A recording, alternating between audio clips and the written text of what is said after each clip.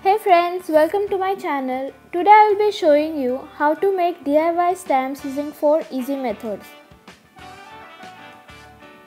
For which you will need some foam sheets, potatoes, erasers, sponge, bottle caps, ink pads, cutting tools, glue, pencil, pen and marker.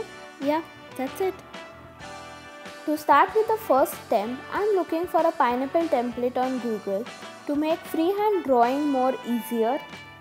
Now take a potato and slice it in 2 halves. I am rubbing it on a paper to remove the liquidy part and make it a better surface to draw on.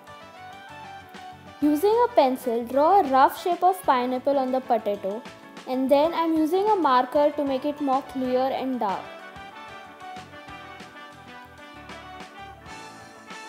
Once that is done, take a knife. For me, to cut a potato, a regular kitchen knife works the best. But you can also use an X-Acto knife or a cutter, whichever you are comfortable with. Now go along the lines of the pineapple and cut the unwanted and excess parts of the potato which you do not want on the stamp. And it's absolutely fine if you don't get the desired shape in the first try, because it took me 3 potatoes to get here. So be careful while using the knives and cutters so that you don't hurt yourself.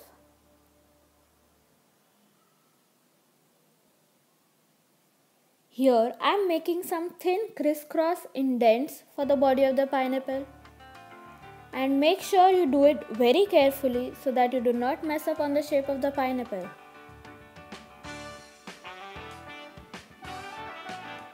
Personally, I am not a huge fan of potato stamps as they get spoiled within a couple of hours, but it works best for temporary use.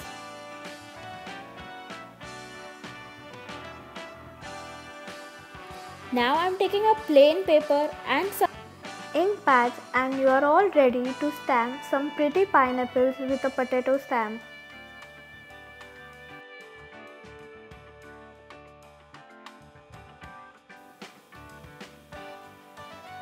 For the second and the most easiest stamp, all you need is a sponge. I have taken a plastic sponge. You can also use any kind of sponge. I have cut it into a parallelogram shape. And it's done, you are ready to stamp. Here I am making some zigzag lines with 3 different colors. First I am stamping using red ink.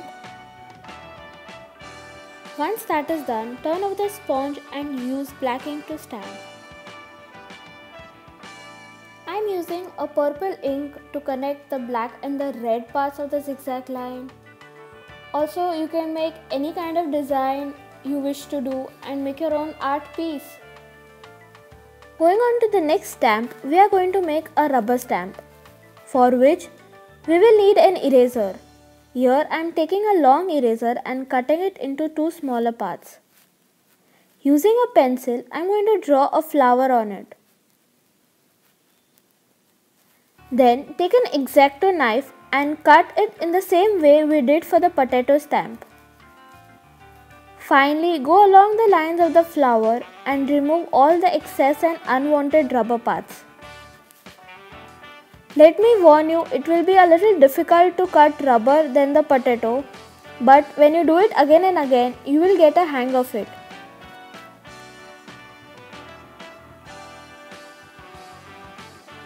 And please be very careful with the tools because I have hurt myself a lot in this process. So make sure you don't hurt yourself.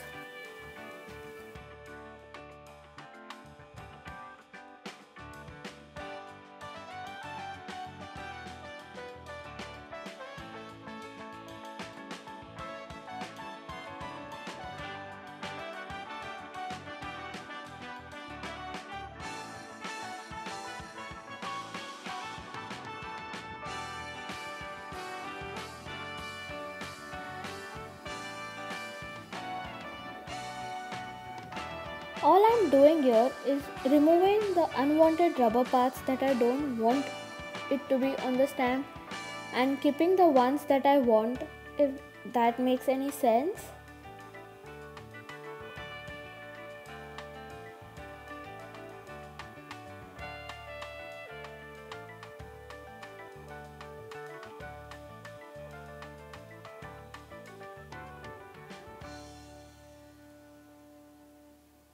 we are almost done here. I am just going to dip it into the ink pad and removing all the unwanted parts.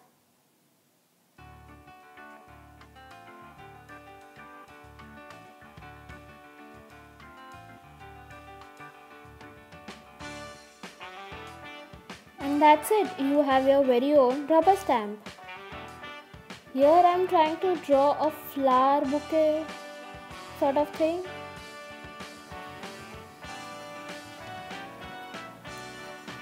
You can make any design or pattern onto the rubber and make it into a stamp. I have made a Christmas tree here. Also, I am really sorry for the bad lighting in this clip. For the last stamp, you will need a foam sheet. Now cut out any shape you want your stamp to be of. I am cutting out a heart shape here. Once that is done, glue it onto a bottle cap and let it dry. Once dried, it is ready to use.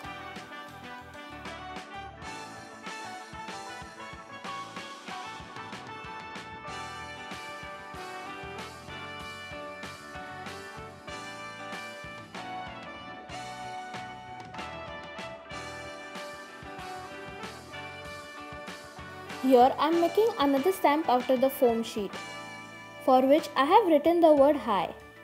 Now I am cutting each alphabet separately.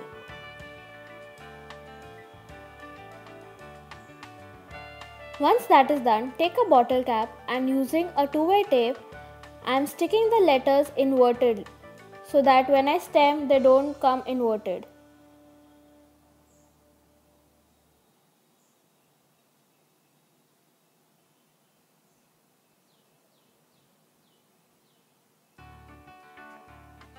And yes, the stamp is ready.